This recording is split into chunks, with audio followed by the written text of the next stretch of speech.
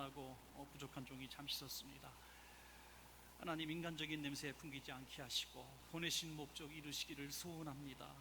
하나님, 오늘 심야 기도에 나온 우리 귀한 영혼들 오늘 주님의 접촉이 있게 하시고 주님 피 묻은 손으로 만져주셔서 오늘도 이 자리에 와서 주님 만나고 돌아갔다고 간증케 하여 주시옵소서.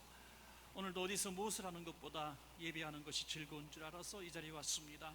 우리의 간절한 찬양과 기도 또 말씀 가운데 주님 음성 듣게 하시고 오늘도 나도 모르는 사이에 영혼과 육체의 질병이 떠나가게 하여 주시고 가정과 자녀들이 잘 되는 복이 있게 하여 주시옵소서.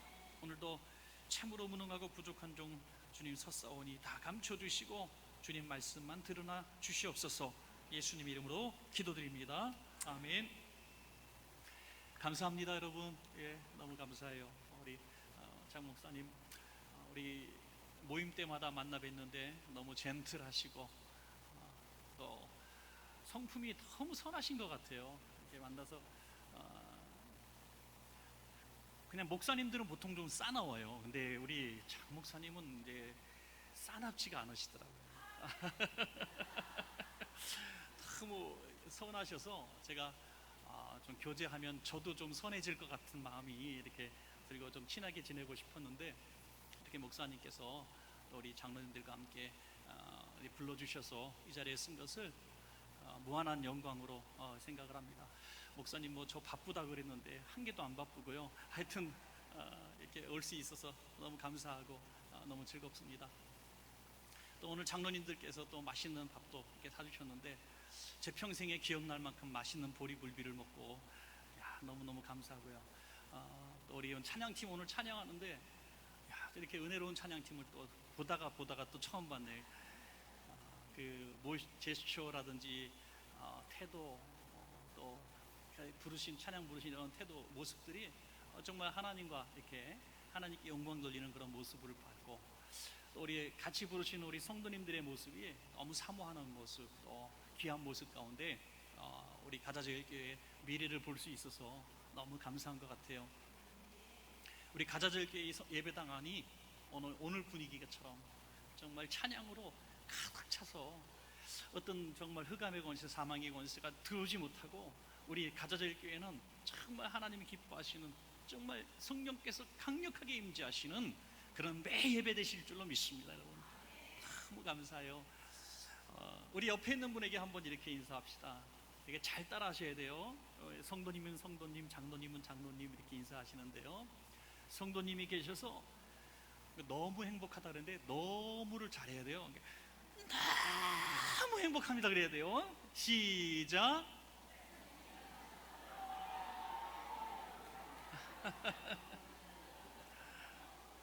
네, 옆에도 하시고 뒤에도 하시고. 저 교회를 만약에 혼자 다니는 교회에 다니는 사람들은 참 불행하다 이렇게 생각이 들어요. 어떤 분은 교회는 무조건 집 앞에 있는 교회, 그래서 100m만 이사를 가도 교회를 옮기는 그런 사람이 있더라고요.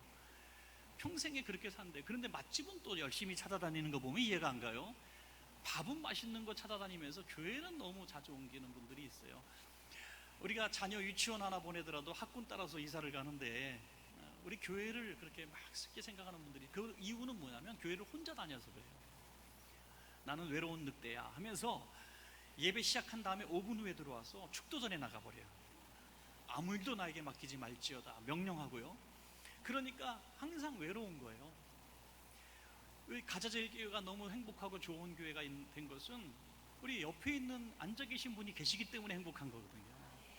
더구나 저는 주일낮에도 이렇게 설교를 하고 성도들을 사랑한다고 얘기하고 하지만 비밀이에요. 여러분들 우리 교회 와서 얘기하면 안 돼요. 저녁 예배 나오는 사람이 조금 더 사랑스럽고요, 수요 예배 나오는 사람 조금 더 사랑스럽고요, 심야기도 나오는 사람은 막 뽀뽀해주고 싶어요.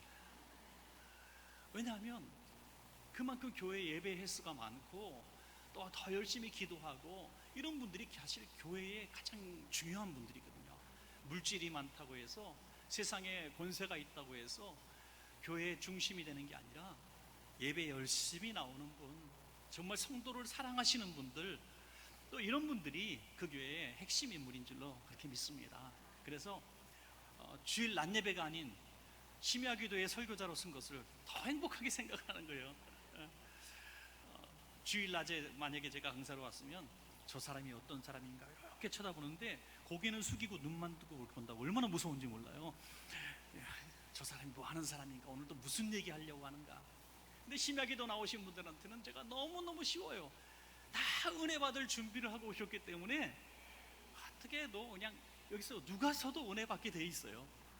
그래서 저는 쉬운, 좀 편안한 마음으로 말씀을 좀 증거하기를 원합니다. 여러분, 하나님은 우리의 신음소리를 들으시는 하나님이신 줄로 믿으시기 바래요. 우리가 신음 내는 거 있잖아요. 아파서 이렇게 하고 아파하고.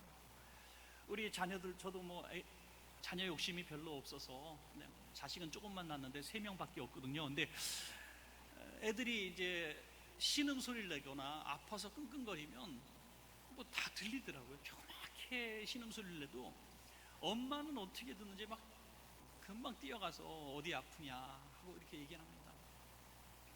하나님께서 우리의 신음소리를 들으신다는 거예요. 너무 힘들면요, 너무 많은 얘기를 할 필요 없어요. 하나님 앞에 기도실에, 저희도 이제 기도실에 이렇게 있는데 보면은, 기도실에 가끔 제가 문 열고 이렇게 살짝 들어가 보면 이렇게 누워 계신 분이 있어요. 장의자에 누워 있는데 신음소리를 내시는 거예요. 힘들어서. 주여, 이러는 분들이 너무 마음이 아픈 거예요. 너무 마음이 아프고, 얼마나 고단하고 힘들면 교회 기도실 장의자에 누워서 끙끙 앓는 소리를 낼까. 근데 하나님은 그 앓는 소리가 아니라 기도 소리를 들으신다는 거예요. 그 신음소리를 기도로 들으시는 거예요. 그러니까 얼마나 감사합니까? 하나님 앞에 미사여구를 할 필요가 없는 거예요. 하나님은 또 우리의 눈물을 보시는 줄로 믿으시기 바랍니다. 우리의 눈물을 하나님은 다 보신다는 거예요. 한 번은 제가 우리 자녀들을 위해서, 교회 자녀들을 위해서 기도하는 때였는데, 우리 그 부모님이, 엄마가 특별히 우리 아이는요 너무 문제가 없고 쾌활하고 우는 것도 못 봤고 너무 애가 뭐 그래가지고 걱정이 없는 아이예요, 뭐 이런 식으로 얘기를 하는 거예요. 근데 얘가 고3인데 제가 이제 안수 기도를 이렇게 하는데, 저도 신령한 사람은 아니거든요. 그래서 하나님이 많이 보여주시진 않아요. 근데 얘에 대한 그 환상 같은 거를 보여주시더라고요. 그러니까 이불을 뒤집어 쓰고 막 울더라고요. 이불을 뒤집어 쓰고. 그래서 기도 끝나고 애한테 그랬어요. 너 요즘에 이불 뒤집어 쓰고 입 막고 왜 울니? 왜 울고 있었니? 그랬더니 막 거기서 울음이 터져버린 거예요. 엄마도 놀래고 아이도 놀래고, 요즘에 너무 힘들어가지고, 근데 너무 모범생이니까 엄마 아빠한테 말도 못하고 반항도 못하고 그러면서 억지로 버티는데, 엄마 들을까봐 입 막고 울었다고. 고3 아이가 엄마 자기 울음소리 들을까봐 입 막고 끄끄끄끄 이렇게 참으면서 울었다고 그러더라고요. 하나님은 우리의 눈물을 다 보시는 하나님이에요.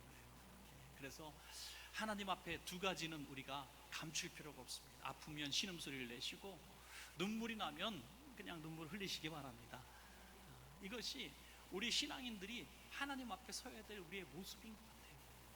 우리가 너무 신앙생활을 오래 하면서 너무나 사회생활, 또 신분이나 이런 나이가 들어가면서 그걸 잃어버리는 것 같아요.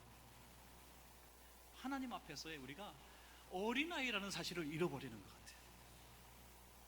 어떤 분은 그렇게까지 얘기해요. 아유, 뭐 하나님 바쁘신데 내 기도까지 들으시려고, 뭐 그런 분인데 하나님 하나도 안 바쁘세요.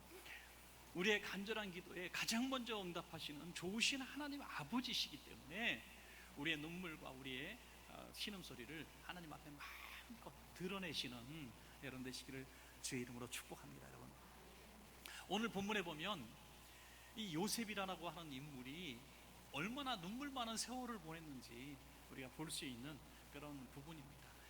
우리 청소년들, 청년들이 가장 닮고 싶고 배우고 싶은 인물 1위가 요셉이에요. 항상 요셉입니다. 꿈쟁이고 비전의 사람이고 또 능력 있는 사람이고 총리가 된 사람, 성공한 인물이죠. 모두가 부러워해요. 그런데 요셉이 겪은 고통을 겪고 요셉이 된다면 되겠느냐? 그러면 생각 좀 해보고요. 그런다고요? 그러니까 그만큼 요셉이라고 하는 인물이 고통이 많아요. 요셉이 이런 고난을 당한 이유는 딱 두 가지. 하나는 하나님이 주신 꿈 때문에, 하나님이 주신 비전 때문에 고통을 당했고요. 또 하나는 아버지가 사랑이 있기 때문에 편애했어요. 너무 사랑이 있기 때문에 형제들의 미움을 받았어요. 여러분, 우리 그리스도인들이 이 세상 살아가면서 세상의 미움을 받고 악한 마귀의 공격을 받는 이유는 두 가지예요. 하나는 우리가 꿈이 있기 때문에 그런 거예요. 하나님 일을 하기 때문에, 하나님이 기뻐하시는 삶을 살기 때문에 마귀가 가만히 두지 않는 겁니다. 여러분, 마귀도요, 시간 바쁜 사람이거든요. 마귀도 바쁜 존재예요. 그래서 가만히 둬도 신앙생활 똑바로 안 하는 사람 건드리지도 않는데요. 자꾸 시험거리 주고 고통을 주고 화나게 만들고 원망하게 만들고 이런 사건 사고를 주는 것은 이 사람이, 이 성도가 하나님께서 귀하게 쓰시는 사람이기 때문에 일하지 못하도록 고통을 주는 거죠.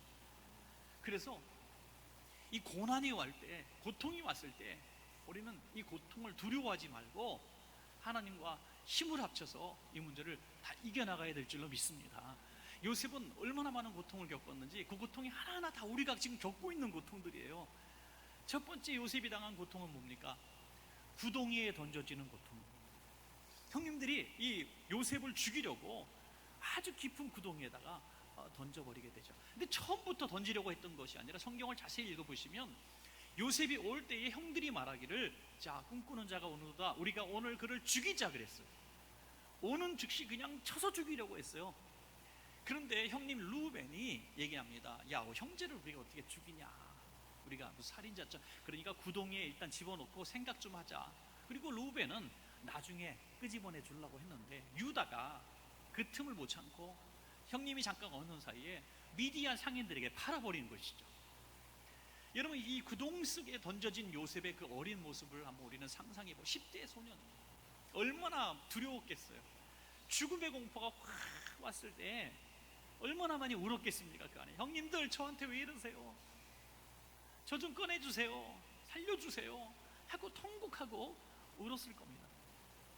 여러분, 우리가 살면서 이 죽음의 공포 한번 이 경험만 보지 않는다는 것도 참 복이지만, 그런 가정의 아픔, 갑자기 예기치 못한 암병과 같은 질병, 또 이런 사건 사고를 만났을 때 여러분들 이 죽음의 공포를 느끼실 겁니다. 여기 계신 분들도 가족 중에서 그런 큰 질병을 갖고 계신 분이 분명히 계실 거예요. 그럴 때 우리는 이런 공포심이 와요. 두려움이 와요. 갑자기 내 곁을 떠나면 어떡할까 하면서 두려워하는 것이죠. 끔찍한 거죠.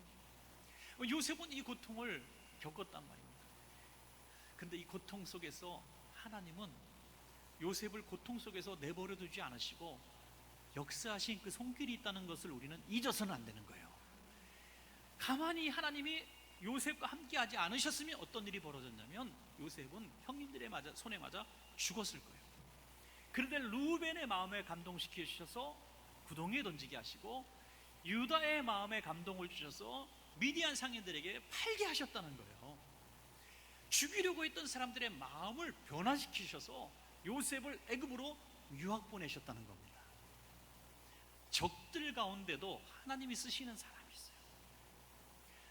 직장에서 나를 끔찍히 괴롭히는 과장님 계시고 부장님 계시다고 우리 자녀들이 나 회사 옮길래요, 못 다니겠어요, 막 분노하고 그러면요, 뭐 물론 옮길 수도 있겠지만 그 고통을 잘 견디면 그렇게 고통스럽게 했던 그 사람이 정말 결정적인 순간에 우리 자녀를 돕는 사람이 되는 역사도 일어난다고 하는 거예요. 참 놀라운 일입니다. 그러니까 우리가 모든 사람을 적으로 생각하지 말고 적들 속에서도 하나님께서 나를 위해서 예비된 사람이 있구나, 이 사실을 믿으시기 바랍니다. 우리 성도님들 가운데서도 관계 속에서, 취향에서도 서로 불편하게 해서 끔찍한 사람이 혹시 있습니까? 그 끔찍한 사람, 나를 고통스럽게 하는 사람들, 그 사람들의 마음도 하나님이 어느 날 움직이게 만져주시면은 나를 위로하고 복주고 살리는 사람이 되게 해주신다는 겁니다. 오히려 이 죽음의 공포가 그에게 얼마나 유익했는가 나중에 깨닫게 되죠. 철야에 뵈니까 뭐 저희가 이런저런 얘기를 합니다만은, 저에게 이제 유건사님이라는 분이 계신데, 이분이 우리 교회 등록하게 된 것도 참 재미있어요. 제가 이제 담임된 지 꽤 오래됐어요. 이래봬도 한 16년 됐는데, 제가 이제 담임 막 되고 나서 얼마 한 3, 4년 좀 됐을 거예요. 그런데 교회 옛날 성전인데 이렇게 앞에 서 있었는데 이 여자 성도가 아니었어요. 쭉 와서 교회 앞에 차를 딱 대시더라고요. 그러니까 교회를 이렇게 쓱 둘러보고 이제 뭐 화장실을 벗는지 보고 다시 타고 가시려고 하는데 제가 그 차를 보니까 펑크가 나서 바퀴가 다 가라앉아 있는 거예요. 그래서 아주머니, 우리 교인 아니니까요. 교인들 뭐 제가 다 아니까 아주머니 타이어 펑크가 났네요. 그러니까 어머 몰랐어요. 그 모르고 타고 다니는 거예요. 참 용감하죠. 그래서 뭐 타이어 예비 타이어 있냐 그랬더니 그런 것도 차에다 싣고 다니나요? 그러더라고요. 뚜껑 열어보라고 하니까 다 있어요. 그래서 제가 아무 말하지 않고 제가 타이어 꺼내가지고 자기 떠가지고 제가 그런 것도 할 줄 압니다. 이래봬도. 그래서 타이어를 딱 갈아 끼워줬죠. 그랬더니 고마워요 아저씨 하고 가셨어요. 그런데 이제 이분이 교회를 찾고 있었던 거예요. 그리고 그 다음 주에 고마우니까 네 교회 참 친절하구나 하고 교회 와서 딱 왔는데 설교하고 있는 사람이 저잖아요. 그러니까 너무 감동을 해가지고 등록을 그 다음 주에 하셨어요. 완전 초신자였어요. 그런데 너무 신앙생활 즐겁게 2, 3년 하시는데 갑자기 암이 걸린 거예요. 암이. 근데 이 암이 아주 심각한 암이었어요. 병원에 갔더니 뭐 3기 얘기하고 좀 있으면 이제 그리고 이제 너무 위험한 상황 가운데 늦게 발견된 거죠. 그러니까 신앙생활 안 할 때는 안 아팠는데 교회에 등록하고 예수 좀 믿으려고 하니까 아프다고 얼마나 마음이 두렵겠어요. 저도 괜히 뜨끔하더라고요. 예수 믿어갖고 옛날 신이 노해가지고 벌을 줬나 뭐 그런 생각할까봐.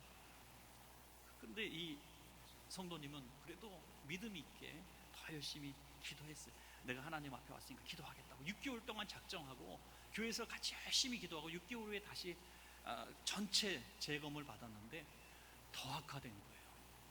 더 심각하게 전이가 되고 이제 얼마 안 남은 것처럼 얘기를 하는 거예요. 그래서 뭐 그때 얘기로 6개월 살고 6개월에서 뭐 1년 사이에 이제 당신은 죽을 거다 이런 식으로 얘기한 거예요, 병원에서. 그러니까 너무나 힘든 상황이에요. 이제 산에 올라갔대요. 교회 뒷산에 올라가서 하염없이 울면서 걷는데 누가 뒤에서 자기를 부르더니 안아주더라고요. 그러니까 우리 교회 권사님이 이 젊은 여자 집사가 막 울면서, 그때 제 젊은 나이거든요. 막 울면서 다니니까 우리 교회 성도인 거 알고 와서 꼭 끌어안아주고 아픈 걸 아니까요. 그랬더니 이제 나중에 고백하기를 그때 자기를 꼭 안아준 권사님이 예수님인 것처럼 느껴졌다는 거예요. 예수님이 자기를 그러더니 믿음이 생겼대요. 나는 안 죽겠다. 믿음이 생겼대요. 그리고 저한테 와서 그런 믿음을 얘기를 합니다. 그때 제가 3년인가 밖에 되지 않았는데 구역장 하시겠습니까? 구역장이 뭐예요? 제가 내가 다니는 예배 그 구역을 인도하는 그분 내가 하라는 겁니까? 예, 그거 하셔요. 그랬더니 이제 6개월 1년 남았다는 사람이 구역장 하라니까 하겠어요? 근데 하겠다는 거예요. 1년 했는데 안 죽었어요. 2년 했는데 안 죽었어요.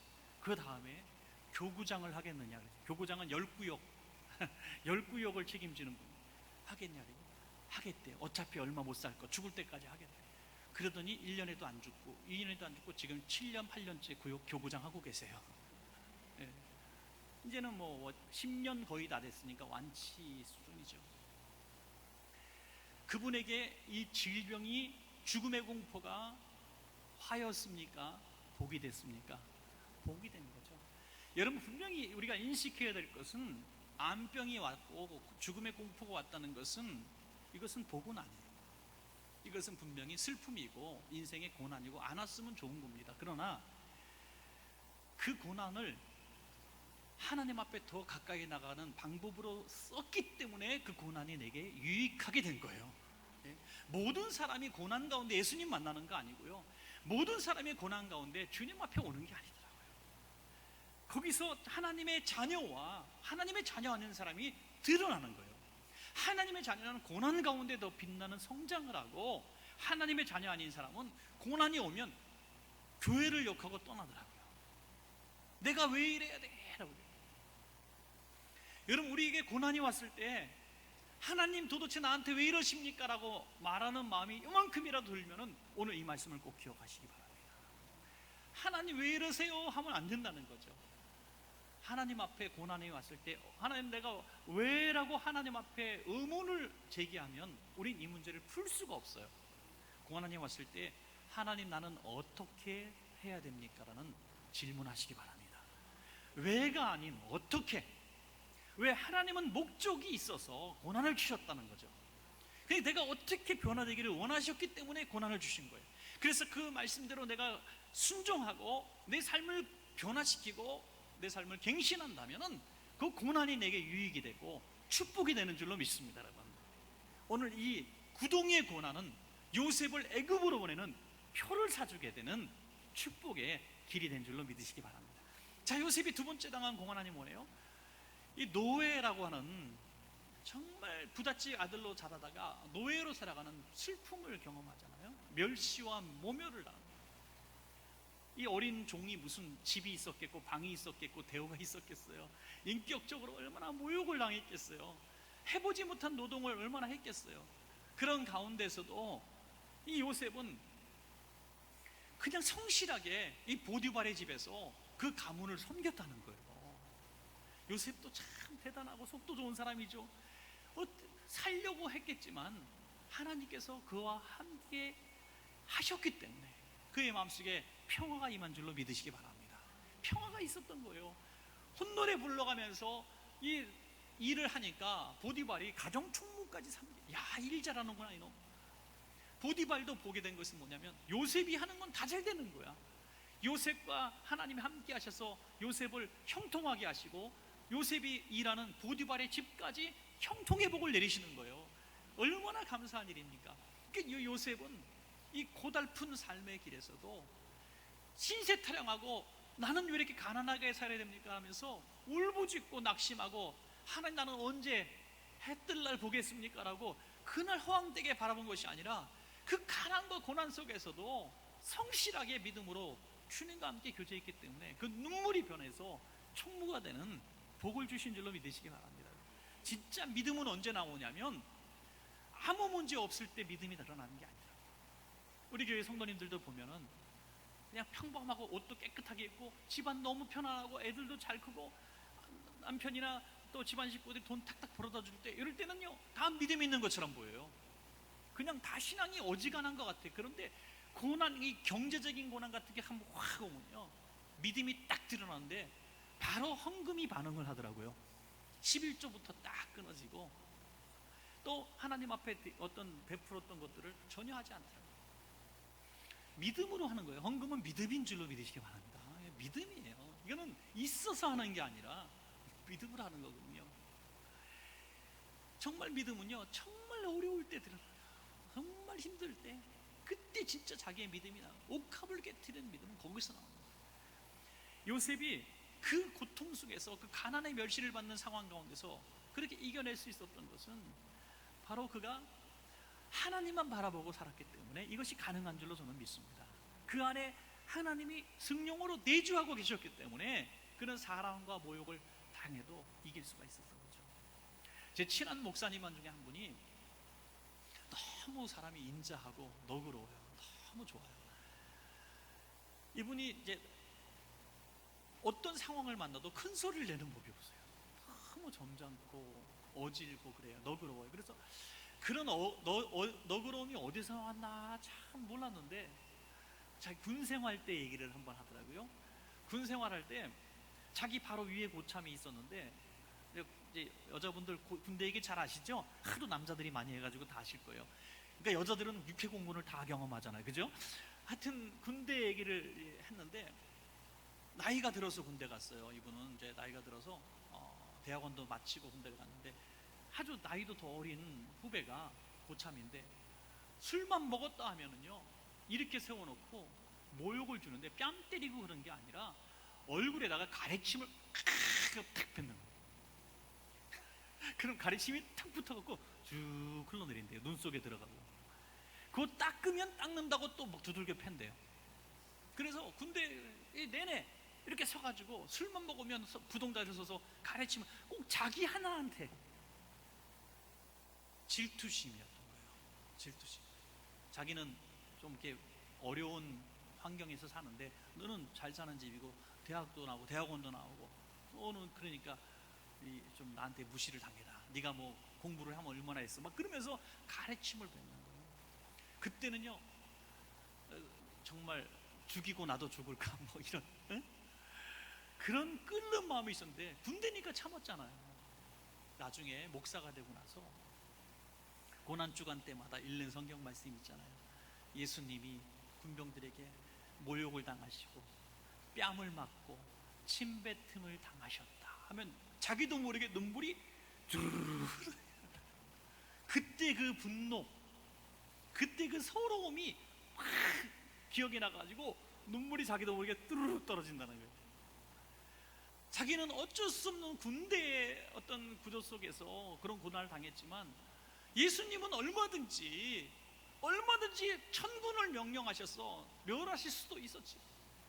바로 지금 나를 위해서 예수님이 그 침뱉음을 모욕을 당하시고 참으셨구나 이 생각을 하니까 너무 하나님 앞에 예수님 앞에 죄송스럽고 너무 감사하고 그리고 지금 내가 용서 못할 죄인이 어디 있는가 이런 생각이 들더랍니다.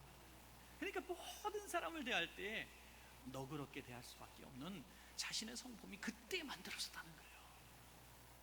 여러분 그런 끔찍한 고난, 그 아픔, 요즘에 군대에서 그러면 큰일 나죠. 얼마 전에 어떤 군대에서 이 실화입니다. 실화. 좀 따돌림을 군대에서 당했어요. 막 매 맞은 것도 아니고. 그럴 때 엄마가 군대를 쫓아가서 중대장 책상을 뒤집어 엎었대.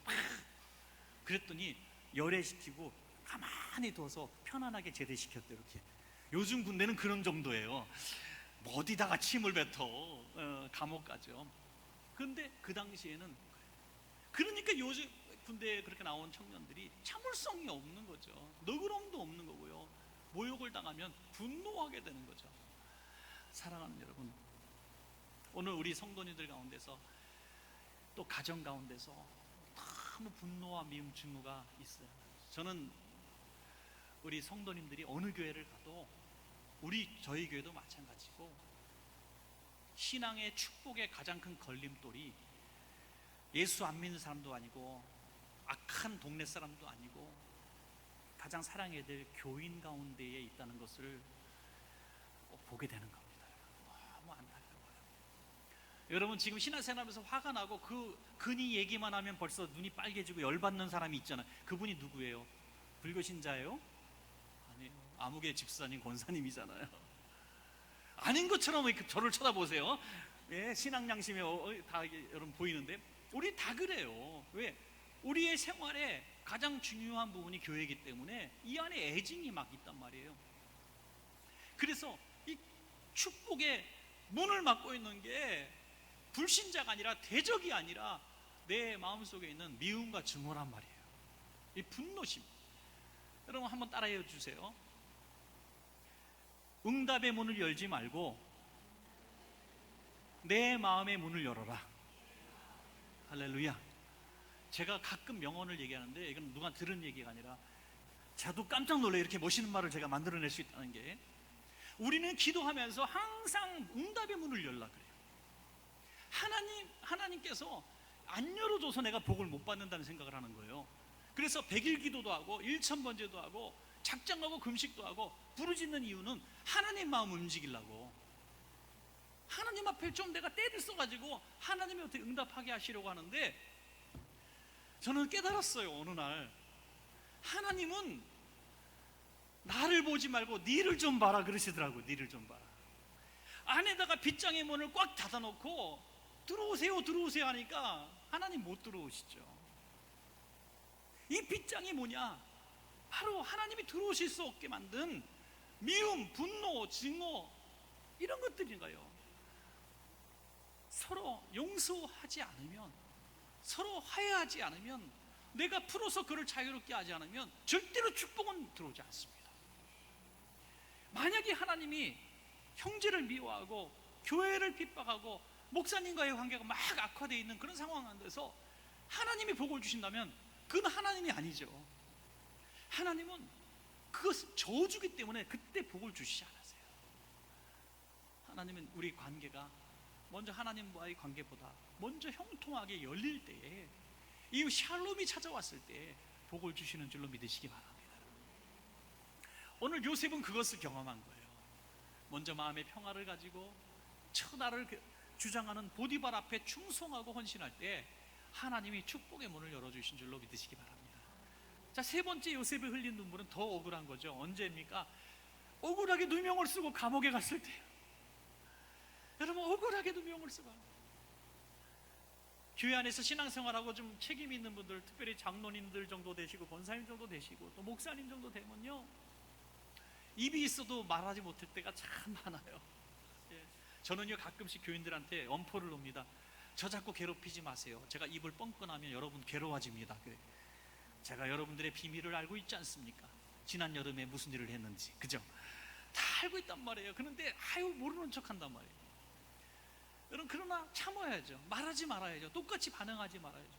그래서 제가 장로님들 여기 계시지만, 장로님들 취임식, 임직식, 저 축사 참 많이 다닙니다. 지금도 노회장이라서 많이 다닙니다만은 삼가 조의를 표합니다. 제가 그러거든요. 죽어야 돼요. 죽어야 돼요. 우리 가자저희교회를 사랑하십니까, 여러분? 가자저희교회를 사랑하신다면 내가 죽어야 돼요. 예. 내가 죽으면 가자저희교회는 삽니다. 예. 내가 살려고 하니까 남을 죽이는 거죠. 내가 죽으면 다 살게 돼 있습니다. 오늘 이 요셉은 이 감옥에 들어가서도 그 보디발의 아내를 증오하거나 원망하지 않습니다. 정말 놀라운 것은요, 요셉의 인생에 최고로 요셉을 고통스럽게 만들었던 두 숙적이 있어요. 그 숙적 중에 하나는 형님들이에요. 자기 인생을 꼬이게 만든 원흉들. 두 번째 숙적은 누구냐? 바로 보디발의 아내예요. 유혹해서 안 넘어갔다고, 자기를 겁탈하려고 했다고 거짓말하고 감옥에 보낸 그런 사람. 그런데 나중에 역전되잖아요. 요셉이 뭐가 됩니까? 왕 바로 다음에 있어요. 총리가 됩니다. 지금 권력도 무시무시한 권력인데 그 당시 권력은 사람도 죽일 수 있는 권력이에요. 그런데 요셉이 총리가 되었을 때 어느 구절을 봐도 보복했다는 말이 나오지 않아요. 보디발의 아내도 이미 마음속에 용서해버린 거예요. 형님들을 이미 용서해버린 거예요. 그리고 모든 주권이 하나님 속에 있었기 때문에 자기가 그렇게 된 거지, 그들이 나를 이렇게 만든 것이 아니라는 것을 믿었다는 거예요. 이것이 바로 요셉이 눈물 흘리면서 경험한 비밀이라고 하는 것입니다. 억울한 일들, 감옥과 같이 답답한 일들, 고통스러운 일들이 있을 때 누구를 미워하고 원망하고 이 문제를 해결하면 우리는 요셉 같은 나를 볼 수가 없습니다. 오늘 밤에 여러분 마음속에 있는, 오늘 심야 기도해서 주님 복 주시옵소서, 주님 건강 주시옵소서, 우리 자녀들 승진하게 해주시옵소서, 이 기도보다 더 중요한 것은 하나님 우리와 우리 자녀들의 마음속에 있는 사람과 사람 사이에, 또 하나님과 우리 사이에 막힌 이 죄의 담을 허물어 주십시오. 이렇게 기도하시기를 주의 이름으로 축복합니다. 여러분, 이걸 붙들고 먼저 기도해야 돼요. 내 마음속에 축복의 빗장을 깨트려야 되는 거예요. 이 깨트리면 주님 복을 주실 수밖에 없는 거죠. 우리가 정말 신앙생활하면서 이 비밀을 깨닫게 되면요, 얼마나 쉬워지는지 몰라요. 하나님과의 나의 관계 속에서 내가 정말 잘 순종하면 되는구나. 사람이 나를 어떻게 하는 것이 아니라 내가 하나님 앞에 복을 받고 못 받고 바로 내 손에 달렸구나, 이 사실을 깨닫게 되는 것입니다. 얼마 전에 그 군대 가기 바로 직전에 청년이 저를 찾아서, 제가 목회자 자녀 세미나를 이제 많이 하는데 거기서 이제 제 세미나를 들었던 청년이었어요. 그런데 이 친구가 개척교회 목사님 아들인데, 군대는 월요일 날 입대하는 날인데 금요일 날 저를 찾아왔어요. 무슨 얘기냐면, 목사님, 저희 아버지 좀 도와주세요, 그러는 거예요. 무슨 말이에요? 그랬더니 아버지가 인천에서 개척교회를 하셔요. 소위 개척교회를 한 10년쯤 하셨는데 나이가 들어서, 그런데 이제 월세 30만 원, 얼마나 싸요? 알만하죠?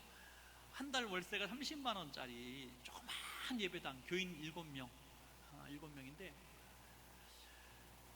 제일 많았을 때는 10명이었대요. 근데 줄어가지고 7명이 됐는데 월세를 10개월치를 이제 까먹은 거예요. 다 1년 보증금 내고 들어왔는데 10개월치를 다 까먹고, 이제 집주인은 매일같이 와서 보증금을 주던지 아니 그 월세를 주던지 지금 나가던지 하라는 거죠. 이제 자기도 급한 거예요. 보증금 뒤로 까먹으면 이제 계속 눌러 앉겠구나 이렇게 생각하니까 자꾸, 근데 하지 못할 말을 한 번 하는 거예요. 뭐냐면, 야, 니네 하나님은 거지 하나님이구나 그러더래요. 거지 하나님. 개척교회 목사님한테 대못을 팍 박아버려요. 우리 믿음의 우리 가자제일 식구 여러분, 안 믿는 형제자매 중에서 우리만 믿는데 우리가 제일 가난하면 그런 소리 듣잖아요. 안 믿는 형제자매 애들 다 대학 잘 들어가고 직장 잘 들어갔는데 우리 믿음의 자녀들이 학교도 못 들어가고 그러면 그들이 그런 얘기를 하죠. 예수 믿어서 잘 된 게 뭐냐. 그 하나님을 모욕하잖아. 그때 우리는 참 고통스러운 거예요. 그래서 이 아들이 열심히 아르바이트 해가지고 그나마 살림비를 내고 있었던 거예요. 이 사모님은 할 게 없으니까 인천에 그 남동공단에 이 플라스틱 사출 공장 하는 분이 이제 아는 분이 계신데, 그분이 이제 머리핀 뭐 이런 거 조그만 거 만드는 그런 공장인데 불량품들 많이 나오잖아요. 그러면 가마니 같은 거 큰 거에 불량품들 다 버리거든요. 그거 갖고 와가지고 길바닥에다 깔아놓고 한 개에 500원짜리면은 한 묶음에 뭐 1,000원 이렇게 막 이만큼씩 머리핀 뭐 이런 걸 산더미처럼 놓고 노상에서 그 장사를 몇백 원짜리 장사 이렇게 해서 그나마 밥 먹고 사셨던 목사님인 거예요. 근데 이 친구가 군대를 간다고 하니까 아버지가 이 아들 붙들고, 네 군대 가면 아빠 목회 접을란다. 이제는 뭐 먹고 살 것도 없는데 네 군대 가는데 우리가 목회를 어떡하냐. 그러니까 이 아들이 눈물이 나는 거예요. 아빠 목회 하셔야 됩니다. 목회 하셔야 됩니다. 그리고 막 저한테 와서 초면에 제 앞에서 눈물을 흘립니다. 그래서 제가 주일날 이제 강단에서 이 친구 얘기를 잠깐 설교 시간에 하고, 참 우리가 들었는데 못 들은 척 할 수 없다. 감동되시는 분은 저한테 좀 봉투 좀 주십시오 하고 그냥 살짝 넘어갔어요. 설교 시간에. 그리고 그날 3부 예배 마치고 딱 두 사람을 만났습니다. 딱 두 사람이 저한테 왔어요. 근데 그 딱 두 사람이요, 얼마나 기가 막힌 헌금을 하셨냐면, 한 분은 지난 월세 1년치 까먹은 거 한꺼번에 갚을 돈을 갖고 오셨고요. 또 한 분은 2년 동안 낼 돈 월세를 갖고 오셨어요. 그래서 제가 당장 주일 저녁에 그 친구한테 전화했습니다. 군대 가기 전날이니까. 얘야, 너 제대할 때까지 월세는 우리가 책임질 수 있게 됐다. 너무 기가 막히지 않아요? 그래서 목사님 만나서 지난 월세 1년치 갚아드리고 그 다음에 2년 동안 우리가 월세를 내드리겠습니다 하고 송금을 저희가 대신 해드렸습니다. 그런데 하나님이 우리를 거기까지만 쓰신 거예요. 이 친구가 제대하고 났어요. 바로 작년인가 제대했는데 교회가 부흥되기 시작합니다. 그래서 올해 제가 이 설교를 잠깐 예화를 드는 건 제가 너무 최근의 일이라서 감동이 돼서 그런 거예요. 바로 지난달쯤이었어요. 이 친구가 저를 찾아온 거예요.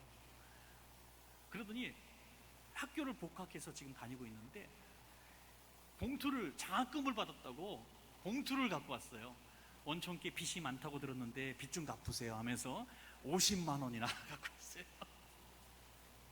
장학금을 50만 원을, 피 같은 돈을. 근데 아유 무슨 소리냐고, 너희 아버지 개척, 그러니까 우리 아버지 개척교회 아니라는 거예요 이제. 그래서 사진을 딱 보여주는데 교회도 옮겼는데 상가, 삐까번쩍한 상가에 인테리어 쫙 돼 있는 예배당으로 옮겼고, 새 차 뽑은 거 보세요. 스타렉스 12인승 삐까번쩍한 걸 사진을 우리 교회 차입니다 하고 보여주는, 할렐루야. 제가 얼마나 행복했겠어요. 그 고비였잖아요. 그때 교회 문 닫았으면 어떡할 뻔했어요. 하나님은 누구를 통해서도 역사하십니다. 저희가 안 했으면 또 다른 사람을 통해서 역사하셔서 그 목사님을 살렸을 것이고 그 교회를 살렸을 겁니다. 여러분 절대로 낭망하거나 포기하지 마세요.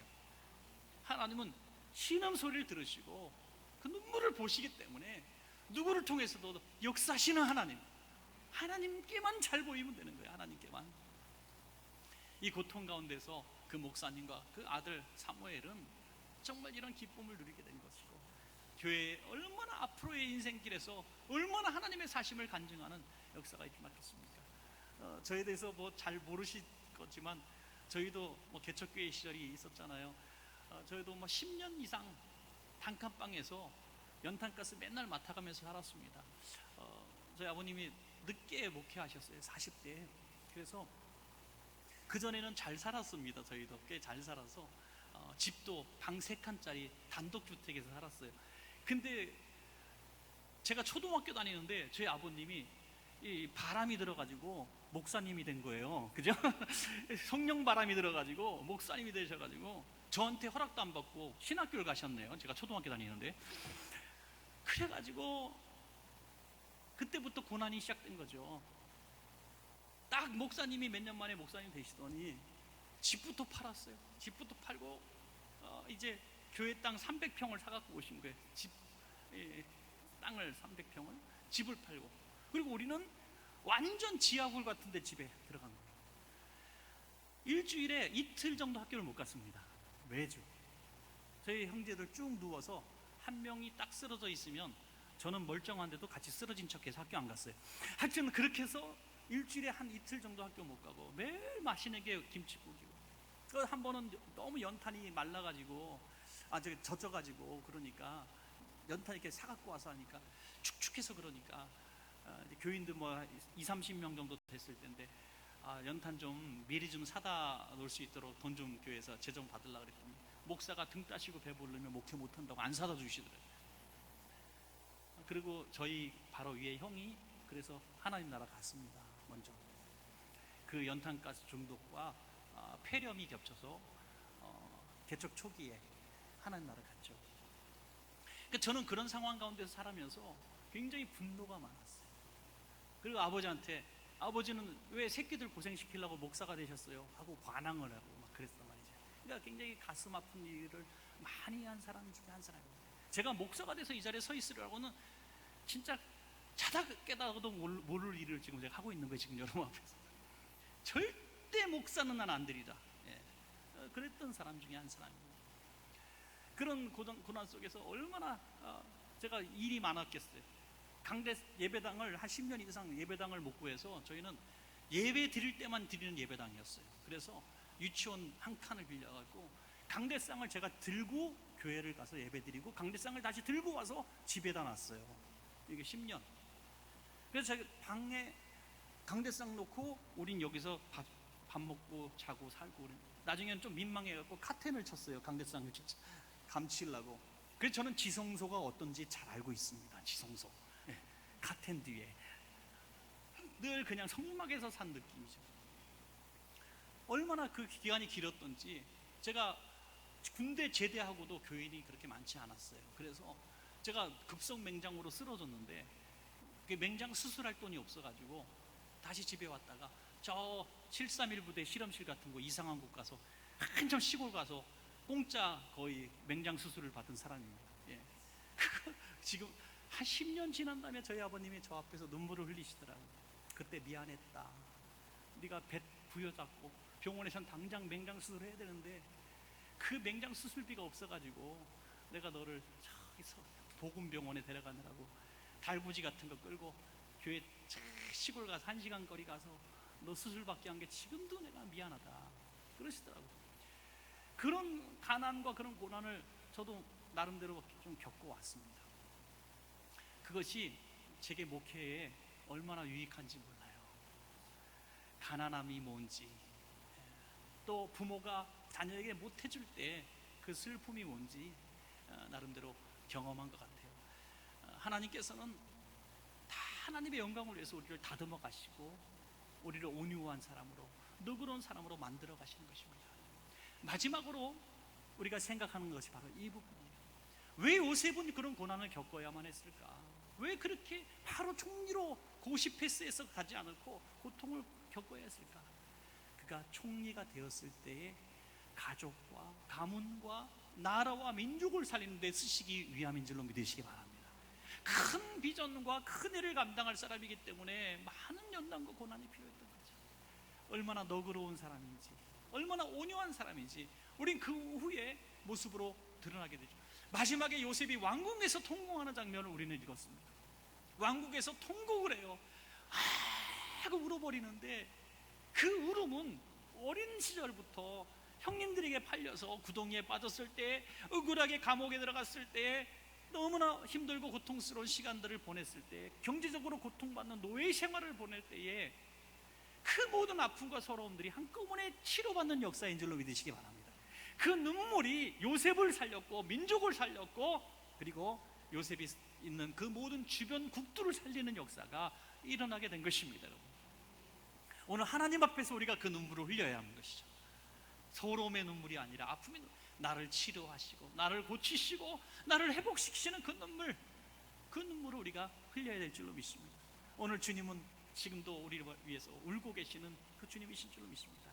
제가 한 가지 얘기만 드리고 말씀을 했고 기도 제목을 삼으려고 하는데, 제 친한 친구 목사 중에 그 조 목사라고 있어요. 그 신촌장로교회 담임했던 우리 조 목사인데요. 이 목사님이 이제 자기 선배 목사님을 이제 방문했는데, 그 선배 목사님이 사진첩에서 사진 하나를 편지를 한 장 보여주시더래요. 그 편지를 보니까 그 아들에게 쓴 이 목사님의 편지예요. 아주 오래전에, 그러니까 제 친구의 선배 목사님이니까 나이가 많잖아요, 그죠? 그 목사님이 첫 아이를 낳을 때 쓴 거죠. 그 사모님이 이 첫 아이 아들을 낳았는데 이제 심장이 너무 약한 거예요. 심장도 약하고 아기를 낳으시는 체력이 아니에요. 근데 아기가 이제 돌아선 거예요. 이제 막 아기를 낳아야 되는 바로 그 직전에 아기가 이게 돌아고 도저히 그냥은 순산할 수가 없고 수술을 해야 되는 그런 상황인데, 이 사모님은 이 수술을 하게 되면 안 되는 몸이란 거예요. 마취를 해야 되잖아요. 전신 마취를 했는데, 전신 마취하면 이 사모님은 그냥 돌아가신대요. 왜냐하면 이 심장도 약하고 몸도 너무너무 약해서 깨어나지 못할 확률이 너무 높다는 거죠. 요즘 기술하고 또 다르잖아요. 그때 한 40년 전 얘기 되니까. 그래서 산부인과에서 아기를 이제 칼 넣고 잘게 찢어서 아기를 뽑아내자, 그게 당신 사는 방법이다, 이렇게 이제 권면한 겁니다. 그러니까 사모님하고 목사님이 와서 아기를 택할 건가 아니면 사모님을 택할 건가, 당연히 둘 다 살아야겠죠. 그래서 고민하다가 이렇게 얘기를 합니다. 수술하지 않고 제왕절개 해주세요. 마취하지 않고. 의사가 해주겠어요? 아이고, 나는 평생에 그런 수술은 해본 적도 없고 들어본 적도 없고, 안 어림도 없는 소리 하지 말라고 거절합니다. 사정해도 거절합니다. 그래서 다른 병원에 갔는데 또 다른 병원에서 당연히 거절하죠. 돌다가 다시 그 병원에 와서 각서를 썼어요. 내가 아무런 하지 않겠다. 나는 그리스도인이고 사모고 이 아이를 낳다가 내가 죽는 한이 있어도 아이는 낳을 건데, 마취를 하면 내가 죽는다니까 마취하지 않고 나를 수술해다오. 나는 죽어도 책임지겠다 해서 수술을 했답니다. 사모님을 침대에다 양쪽 팔 묶어놓고 입에다가 재갈 물리고 다리 양쪽으로 묶어놓고 아주 극소 마취만 딱 하고 살을 찢으니 그 비명 소리가요, 온 동네를 떠나갈 정도로 비명을 지르. 생살을 여기 끝까지 찢으니 얼마나 소리를 질렀겠어요.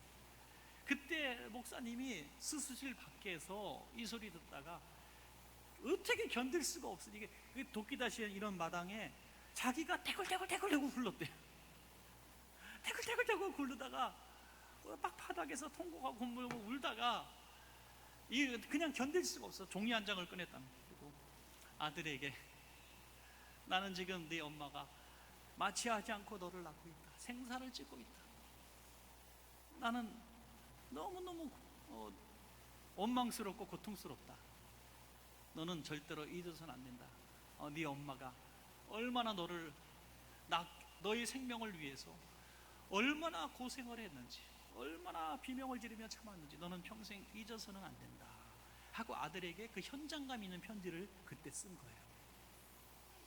그리고 이 아들이 컸을 때 이 편지를 아들에게 보여주었다. 지금도 조금 까불면 사진 편지 갖고 와 그런데요, 편지 갖고 와. 사랑하는 여러분, 그게 모성애잖아요, 그죠? 엄마.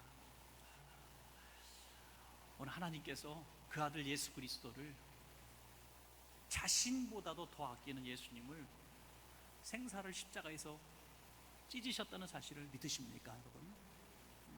그걸 믿는다면 우리가 먹고 사는 거, 인격적으로 좀 모욕을 당하고 좀 어려운 일을 당했을 때,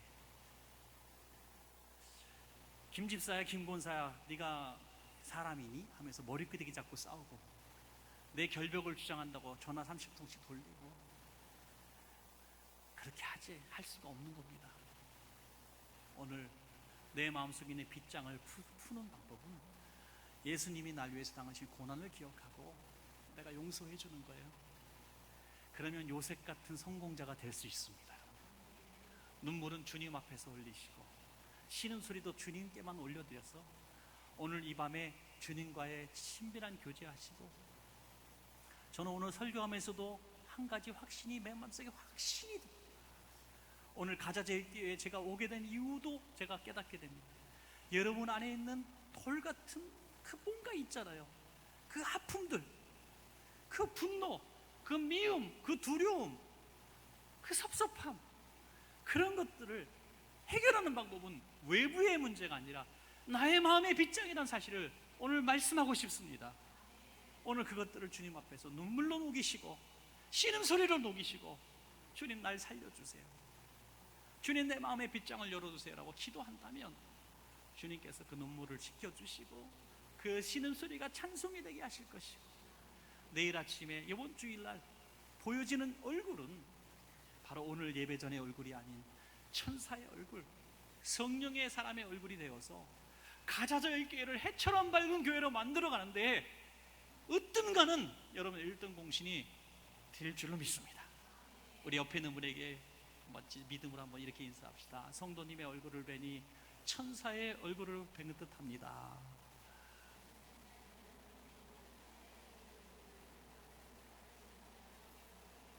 천사면 한번 안아주시던지 이렇게 좀 예, 천사의 얼굴을 뵌 듯 합니다.